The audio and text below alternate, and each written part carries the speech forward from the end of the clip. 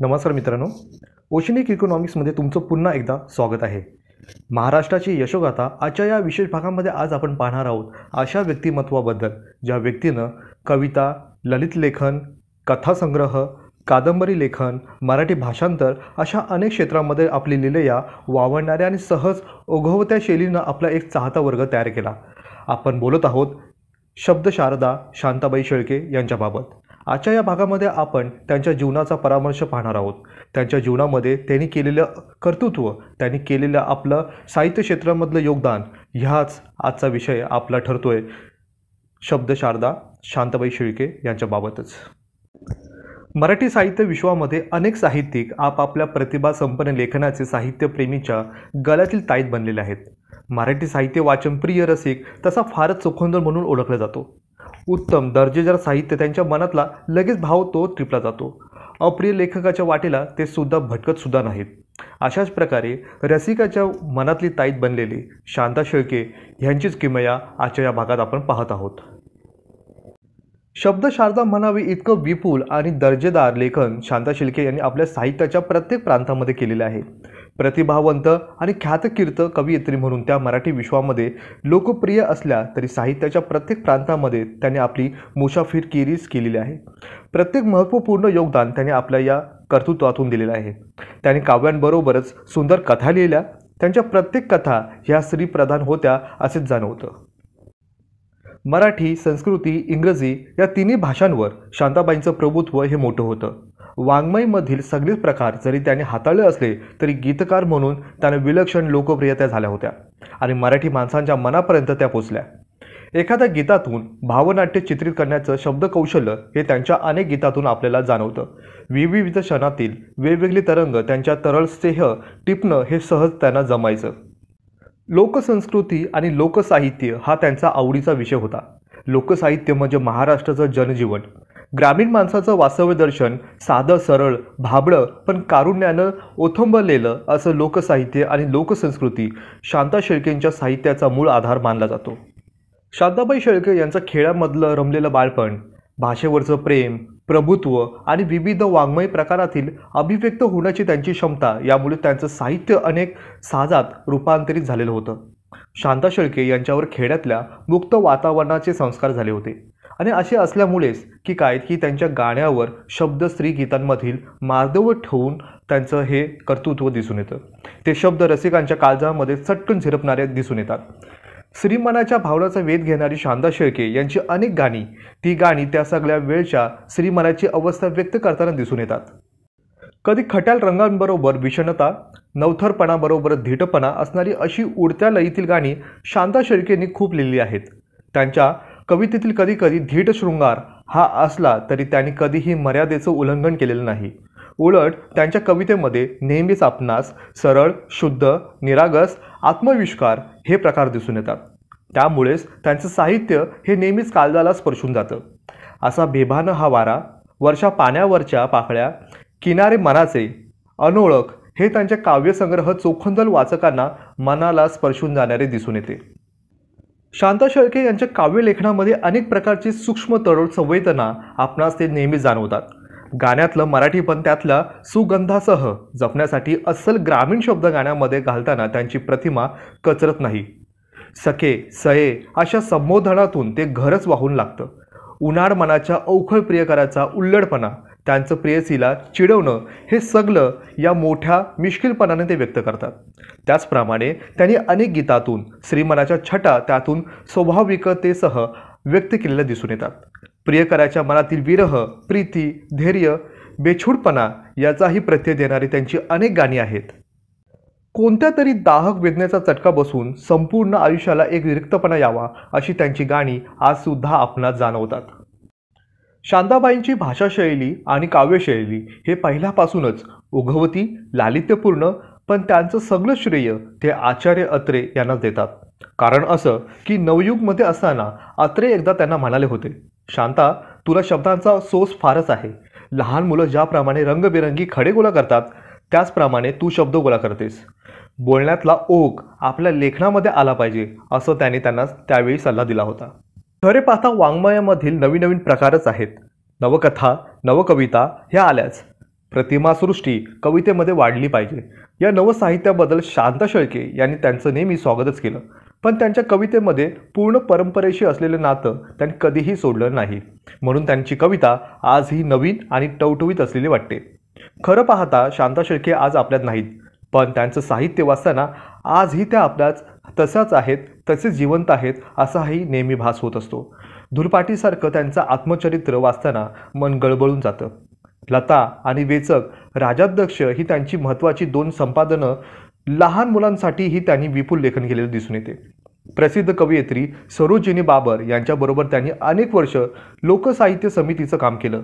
शांता शेळकेंनी साहित्यातील कितीतरी क्षेत्र सहज ओलांडली. वाङ्मय क्षेत्रातील त्यांचं स्वतःचं अस्तित्व निर्माण केलं त्यांनी. संस्कृत मेघदूत हे त्यांनी मराठीत केलेला अनुवाद काळजाला आजही स्पर्शून जातो. साधीशीत वाटेल अशी सुती साडी, गोरा रंग, कपाळावर ठसठशीत असलेले नजरेत भरेल असं कुंकू, कानात मोत्यांचा कुड्या, मोठे डोळे आणि त्यावर मोठ्या फ्रेमचा चष्मा, डोक्यावरून पदर घेतलेला हसतमुख चेहरा, साधेपणाचं वाटेल असं रसाळ, एकत्र राहावं असं प्रेमळ बोलणारी आजी ही शांताबाईंची झालेली पहिली ओळख म्हणावी लागेल. शांता शेळकेंनी आपला साधेपणा आयुष्यभर जपला. निसर्गाविषयी मात्र त्यांना विलक्षण ओढ होती. निसर्गाच्या सानिध्यामध्ये त्या तहानभूक विसरून सतत बसत असत. निसर्ग हा त्यांचा खरा सोबती आहे असे ते नेहमी म्हणत असे. निसर्गाच्या अनेक छटा त्यांनी त्यांच्या गीतातून व्यक्त केलेले दिसून येतात. आळंदी येथे संपन्न झालेल्या अखिल भारतीय मराठी साहित्य संमेलनाच्या अध्यक्षपदाचा बहुमान त्यांना देऊन रसिक श्रोत्यांनी, वाचक, साहित्यकांनी त्यांचा सन्मान करून त्यांचा खरोखरच गौरव केला. आजपर्यंत बोटावर बोलणं एवढंच महिलांना हे भाग्य लाभलेलं आहे. त्यात शांता शेळकेंचं हे जीवन साहित्यातून व्यक्त झालं हे आपणास भेटलेली एक चमत्कारित भेट म्हणावी लागेल. शांता शेळके यांचं संपूर्ण नाव शांता जनार्दन शेळके असं होतं. त्यांचा जन्म हा 12 ऑक्टोबर 1922 रोजी इंदापूर, जिल्हा पुणे, खेड मंचर या परिसरामध्ये त्यांचं बालपण हे व्यतीत झालं. शांताबाईंचे आजोबा हे अण्णा हे शाळा मास्तर होते. शांताबाईंचे वडील हे रेंज फॉरेस्ट ऑफिसर होते.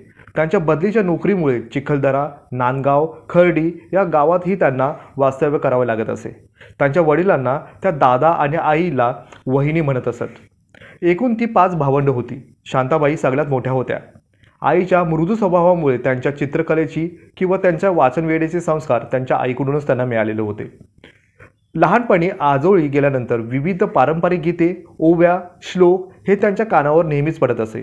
त्यामुळे कवितेची आवड, वाचनाची आवड हे त्या संस्कारातूनच त्यांच्या बालवयामध्येच त्यांच्या आईकडून, त्यांच्या घरातील प्रत्येक व्यक्तीकडून काही ना काहीतरी गुण हा त्यांना आयुष्यभर नेहमी उपयोगी पडला. 1930 मध्ये शांताबाईंच्या वडिलांचे निधन झाले होते. त्यावेळी त्या 9 वर्षाच्या होत्या. 4थी पर्यंत त्यांचं शिक्षण हे झालं होतं. त्यानंतर ते सारेजण पुण्याकडे त्यांच्या काकांकडे आले. अखेर पुढील शालेय शिक्षण पुण्याच्या हुजूर पागेत झालेच होते. सुसंस्कृत, सुविद्य, अभिजात अशा या शाळेतील वातावरणामध्ये संस्कार त्यांच्या मनावर हे नकळत होत होते. 1938 मध्ये त्या मॅट्रिक झाल्या आणि पुण्याच्या SP महाविद्यालयातून त्या BA झाल्या.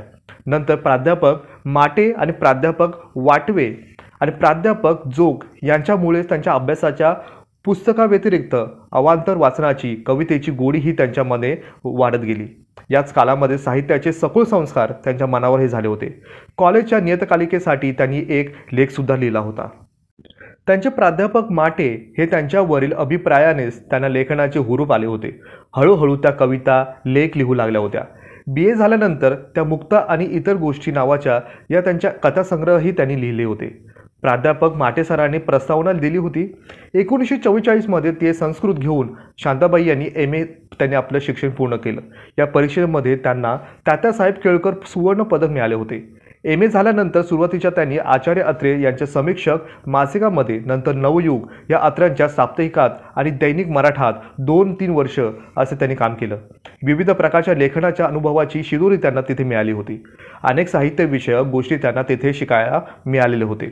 नागपूरचे हिस्लॉप कॉलेज आणि मुंबईचे रुईया आणि महर्षी दयानंद महाविद्यालय यामध्ये त्यांनी अनेक वर्ष अध्यापनाचे कार्य केले.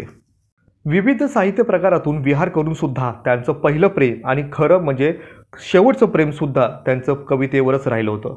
हळूवार भावकवितेतून नाट्यगीते, भक्तिगीते, कोळीगीते, बालगीते, चित्रपट गीते, प्रासंगिक गीते अशा विविध रूपातून त्यांनी कविता आपल्याला त्यांच्या भेटतच असतात. रेशमाच्या रेघांनी लाल काळ्या धाग्यांनी यासारख्या लावणी लिहिणाऱ्या शांताबाई या मराठीतील पहिल्या स्त्री लावणीकार होत्या. शांताबाई हे BAच्या पहिल्या वर्षातच असताना 1941 मध्ये त्यांनी पहिली कविता लिहिली होती. शाळापत्रक मासिकामध्ये ते छापून आले होते.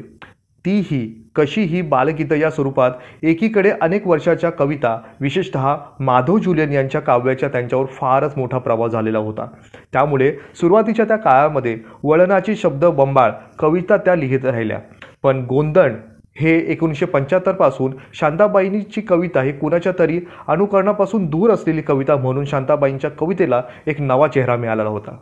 शांता शेळके यांच्या कविता आता अधिकाधिक अंतर्मुख आणि चिंतनशील प्रगल्भ होत जात होत्या. बालपणाच्या सुखद आठवणी, प्रेम, वैफल्य, मानवाच्या अपुरेपणाचा वेध, एकाकीपणा, मनाची हुरहुरपणा, सृष्टीची गूढता हे सारे काव्यविषय गोंधळपासून पुढील कवितेमध्ये प्रगल्भपणे प्रतिभारूप धारण करून वाचकासमोर येत असतात. वृत्तबद्ध कविता जशी त्यांनी लिहिली तेवढ्याच सहजतेने त्यांची गीते, बालगीते, सुनीते आणि मुक्तछंद रचनाही त्यांनी केल्या. ग. दि. माडगूळकरांप्रमाणेच उत्कृष्ट भावनाकुल चित्रपट गीते लिहिणारी गीतलेखिका म्हणून त्यांचा प्रसिद्ध त्या झोतामध्ये आल्या होत्या. गरजेनुसार, मागणीनुसार भालजी पेंढारकर, दिनकर पाटील, लता मंगेशकर, सुधीर फडके, हृदयनाथ मंगेशकर यांच्याही त्या संपर्कात आल्या होत्या.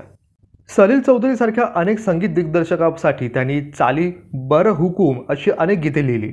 हृदयनाथ मंगेशकरांनी चाली दिलेल्या सर्वात गाजलेली लोकप्रिय गीते म्हणजे वादळ वारं सुटलं ग, वल्लव रे नखवा, राजा सारंगा ही गीते होय.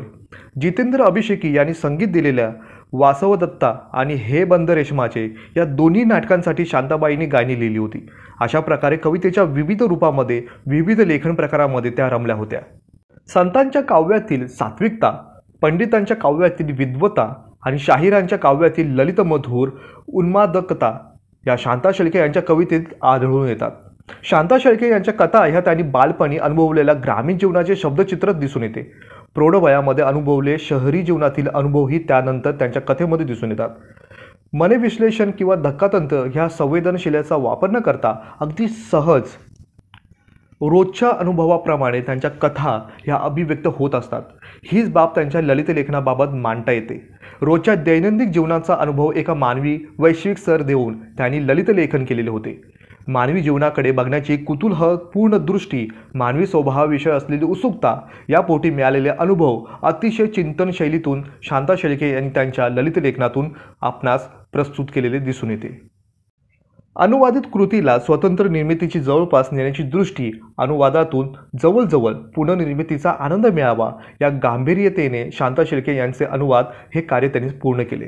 सौंदर्य दृष्टी, रसिकता, मानवी मनोभूमिका आणि सहजता ही शांता शेळके यांच्या साहित्याची वैशिष्ट्ये मानली जातात. अवतीभोवतीच्या सामाजिक सांस्कृतिक अवकाश आणि त्याच सौंदर्य दृष्टीतून आणि सहजतेतून अभिव्यक्त केला जात असे. डेक्कन बाळमित्र मंडळाचा यशवंत चव्हाण पुरस्कार हा त्यांना 1988 मध्ये, कॉन्टिनेंटल प्रकाशनाचा कुसुमाग्रज पुरस्कार 1991 मध्ये, ग. दि. माडगूळकर पुरस्कार 1994 मध्ये इत्यादी पुरस्कार त्यांना हे लाभलेच. त्याचबरोबर 1996 मध्ये आळंदी येथे भरलेल्या 69व्या साहित्य संमेलनाच्या अध्यक्षा म्हणून त्यांना सन्मानित करण्यात आलं होतं. शांता शेळके यांची पहिली कविता 1941 मध्ये शाळापत्रक मासिकामध्ये प्रकाशित झाली होती. तर त्यांचा पहिला कविता संग्रह वर्षा 1947 मध्ये प्रकाशित झाला होता. भावगीत, भक्तिगीतांपासून ते लोकगीतापर्यंत विविध प्रकारामध्ये त्यांनी आपली कविता लिहिल्या. सौंदर्यशास्त्र, विनोद, मानवी वर्तन आणि उत्स्फूर्तपणा हे त्यांच्या साहित्याचे वैशिष्ट्य मानले जाते. शांता शेळके यांनी कविता संग्रह, भाषांतरे आणि कादंबऱ्यासह 100हून अधिक पुस्तके लिहिलेली आहेत. 1975 मध्ये प्रकाशित झालेले गोंधळ हा त्यांच्या कवितांचा सर्वात गाजलेला कविता संग्रह मानला जातो. त्यांच्या इतर काही प्रशंसनीय कविता संग्रहही आहेत. त्यामध्ये धर्म, विजती ज्योत, गुलमोहर यांचाही उल्लेख केला जातो. शांता शेळके यांच्या कवयित्रीपासून गीतकारापर्यंतचा प्रवास हा खूपच छान होता. त्यांना गीतलेखन या नव्या क्षेत्रातही खूप प्रसिद्धी मिळाली होती. लता मंगेशकर, आशा भोसले, किशोरी आमोणकर यासारख्या चित्रपटसृष्टीतील काही नामांकित गायिकांनी त्यांची गाणीही गायलेली आहेत. शांता शेळके हे एक सक्षम भाषांतरकारही होत्या. त्यांनी कालिदासाचे मेघदूत संस्कृतमधून मराठीमध्ये भाषांतरित केले होते. त्यांचे काही इतर अनुवादामध्ये लोकांचे राज्य, मूळ लेखक हे वीरेंद्र भट्टाचार्य आणि चौघीजणी याचं मूल लेखिका लुईसा अल्कोट ह्या होत्या. या दर्जेदार कलाकृती त्यांनी सादर केल्या. शांताबाई ह्या कवयित्री म्हणून खूपच प्रसिद्ध होत्या, पण मोठ्यांच्या कवितांबरोबर लहान मुलांचे भावविश्व त्यांनी कवितांमधून साध्या सोप्या शैलीमध्ये मांडण्याचे ठरवले होते. लहान मुलांसाठी कविता लिहिणं हे तितकंच अवघड आणि सुंदर आव्हान मानलं जातं. कवितेसंबंधीचे सारे ज्ञान, व्यासंग आणि पूर्वग्रह बाजूला ठेवून एका निखळ, निर्मळ आणि अविष्कृत मनाने बालकवितेकडे पाहण्याचा दृष्टिकोन त्यांचा होता. म्हणून म्हटलं जातं की हिरव्या हिरव्या गवतातून आली लाट गेली लाट, नीला नीला पाण्याचा विस्कटून गेला काठ. अशा तरळ ओळी ह्या त्यांनी लिहिलेल्या हे अचंबित करून जातात. पैठणी, चंद्रकला यासारख्या कवितांमधून शांताबाईंच्या स्त्रीबद्दलचं नाजूक मनाचे अनेक पदरी पैलू वाचकांना उलगडून दाखवण्याचा प्रयत्न हा दिसून येतो. पैठणीमधली कविता फडताळामधलं एक गाठोडं आहे, त्याच्या तलाशी अगदी खाली, जिथे आहे जुने कपडे, कुंच्या टोपली शैलेशाली, त्यातच आहे घडी करून जपून ठेवलेली एक पैठणी, नारळी पदर जरी चौकडी, रंग तिचा सुंदर धानी. शांताबाई आपल्या पैठणी या कवितेमधून आपल्या आजीचे म्हणजे त्या काळाच्या गृहिणीचे छान शब्दचित्र रेखाटतात. आजीच्या त्या पैठणीचा पदर नारळाच्या नक्षीचा, चौकडा असणारा आणि धानी रंगाचा म्हणजेच हिरव्या रंगाचा आहे. या कल्पना करतात की त्यांची आजी लग्नामध्ये हीच पैठणी त्यांच्या नेसली असेल. डोक्यावरचा पदर सांभाळत सासऱ्यांच्या पाया पडली असेल. मंगळागौर, हरतालिका आणि त्यानंतरच्या अनेक सणावाराला आजीने ही पैठणी नेसून अनेक पूजा आणि व्रतेही केलेली असतील. याचबरोबर लग्न, मुंज, बारसं प्रत्येक वेळी आजीने पदराला खस, हिराज, अत्तराचे बोट लावले असतील. आंबाड्यात शेवंती आणि मोगरा, चमेलीचा गजरा मालताना बाजींनी तिला हे डोळे भरभरून पाहिले असेल. अल्लड वयात लग्न होऊन सासरी गेलेली आजी मग आपसुकच संसारात दमली असेल. संसारामध्ये रमताना, आयुष्याचे चढ उतार झेलताना आजीची हट्टी, शिस्तप्रिय, कडक आणि आग्रही स्वभाव प्रेमळ, मऊ झालेला असेल. आणि मग एक दिवस सौभाग्याचं लेणं लिहून आजी निर्वली असेल. या पैठणी कवितेतील शेवट हा कडवं, अगदी बोलकं आणि मनाला स्पर्शून जाणार आहे. या कवितेमध्ये असं लिहिलं आहे, कधीतरी ही पैठणी मी धरते उरी कवळून, मऊ रेशमी स्पर्शामध्ये आजी भेटते मला जवळून. मधली वर्षे गळून पडतात, कालपटाचा झुलतो धागा, पैठणीच्या चौकड्यांनो आजीला माझा कुशल सांगा. आजही अनेक वर्षानंतर कवयित्री आजीची ती पैठणी आपल्या दोन्ही हातामध्ये छातीशी घट्ट धरते. त्या पैठणीच्या मऊ रेशमी तलम धाग्यापासून मजा आजी कवयित्रीला भेटत असते असा अनुभव येतो. दोघींचा स्पर्श संवाद होतो आणि कवयित्रीची शेम कुशल आजीला सांगण्याचे काम पैठणीचे धागे अगदी इमानदारीने करताना दिसून येतात. असा हा भावविश्व त्यांनी आपल्या या पैठणी कवितेतून व्यक्त केलेला दिसून येतो. आणखी एक छान कविता ती म्हणजे चंद्रकला. आठवण येथील चंद्रकलेचा गर्भरेशमी पोतमऊ, गर्भरेशमी पदरापोटी सागर गोटे नऊ खाऊ.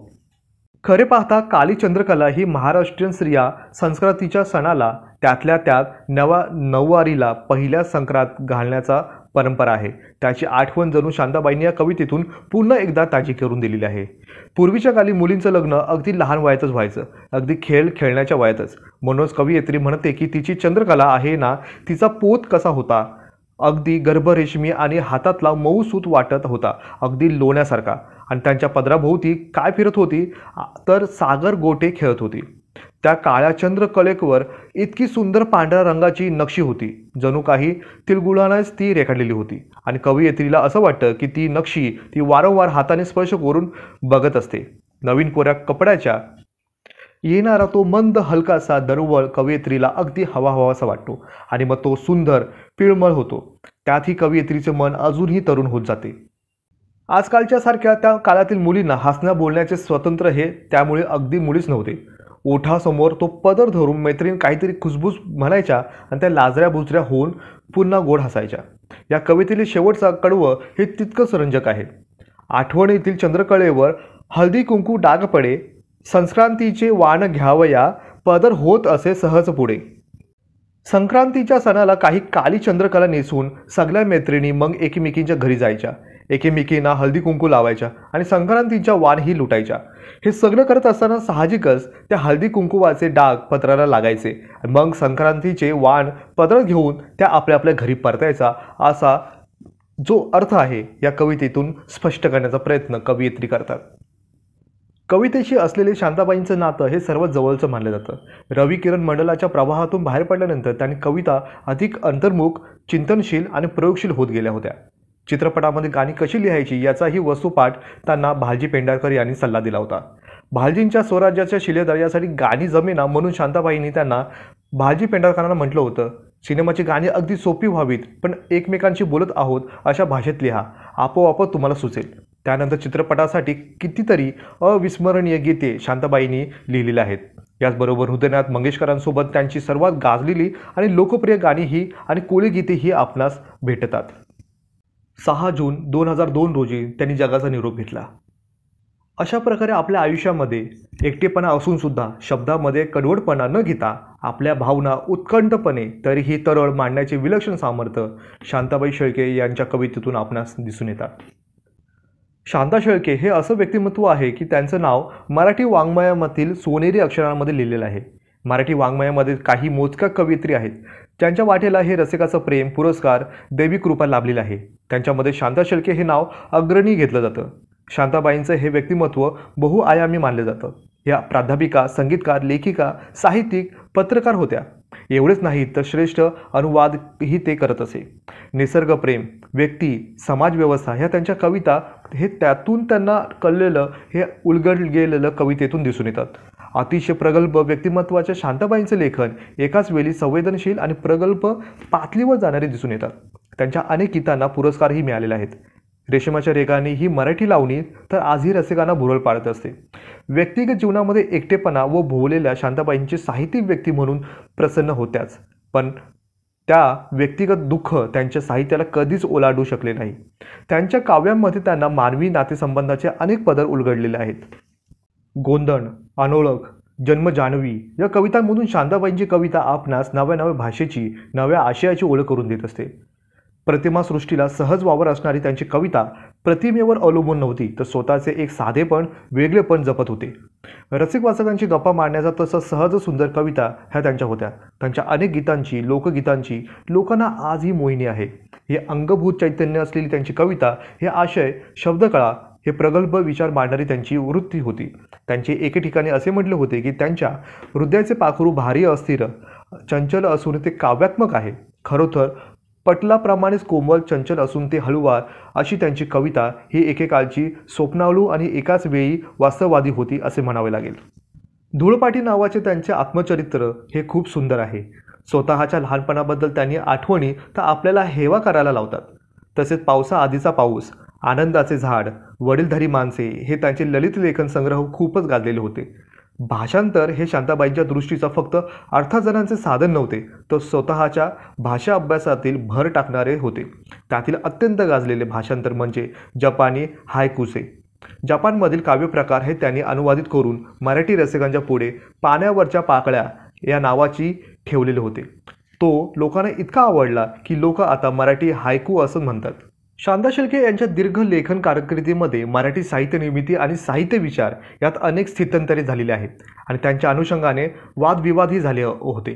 तथापि कोणत्याही पक्षाची वा पंथाची बाजू घेऊन त्यात न गुंतता आस्वादक आणि स्वागतशील वृत्तीने या सर्व स्थित्यंतरांना त्या सामोरे गेलेल्या होत्या. शांता शेळके यांचा आयुष्य प्रवाह साहित्य, पत्रकारिता, राजकारण, चित्रपट, शिक्षण अशा अनेक क्षेत्रातील स्थित्यंतरातून त्या गेलेल्या होत्या. कथा, कादंबरी, कविता, चित्रलेखन, वृत्तपत्रामध्ये सदर लेखन या साहित्य प्रकारामध्ये त्यांचे लेखन आपणास पुन्हा पाहावयास मिळत असतात. शब्दावर राज्य करणाऱ्या शांताबाई शेळकेनंतर कोणतेही स्थान त्यांनी एकही कवयित्री यांनी घेतले नाही. भावनेला अनुरूप शब्द आणि अर्थ याचे सामर्थ्य, त्या जोडीला कमालीची उत्कंठा यामुळे शांताबाईंची कविता ही स्त्री कवयित्री म्हणूनच नाही तर पुरुष कवीमध्ये सुद्धा श्रेष्ठ ठरलेली आहे. शब्दांमध्ये विलक्षण सामर्थ्य असलेली त्यांची कविता भावगीत केव्हा बनली हे त्यांना सुद्धा कळले नाही. तरीही साहित्यातील उत्कृष्ट भावगीतकारांमध्ये शांताबाईंचं नाव हे निश्चित उच्च पातळीवर घेतलं जातं. अशा प्रकारे आजच्या भागामध्ये इतकंच. भेटूया पुढील भागामध्ये एक नवीन व्यक्तिमत्वासह. तोपर्यंत पाहत रहा ओशनिक इकॉनॉमिक्स. धन्यवाद.